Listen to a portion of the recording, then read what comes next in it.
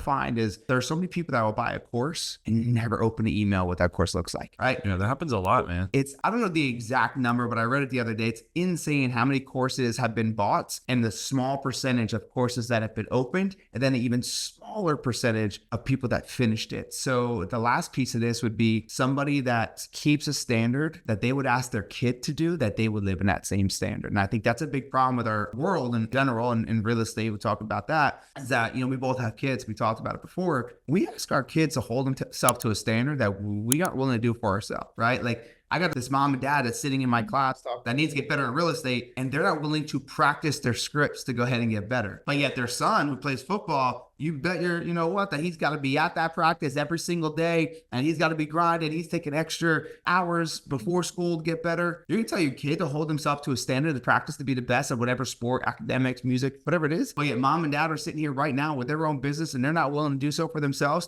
You're going to tell your kid to go get a coach, listen to that coach. He knows what he's talking about, yet you won't do it for your business or your life. Doesn't make sense, right? So if you're going to ask our kids to raise their standards, man, we better do the same for us. Oh, I love that. It's funny too, like for some reason, I think it's prevalent. I'll just toss this out. Like mental health in the United States, especially has had this weird, like if you have a therapist, something's wrong with you. And I think sometimes that like bleeds into coaching as well. It's like, oh, I don't need that. Like I went to college. I'm a successful realtor or whatever. I don't need coaching. Like it's not like, hey dude, there's nothing wrong. You can actually get so much further, so much faster with this. So like changing the narrative. I love what you said about kids, man. Like if you're holding your kids to this something, you're not showing up either. That's amazing. That's like kind of hit home.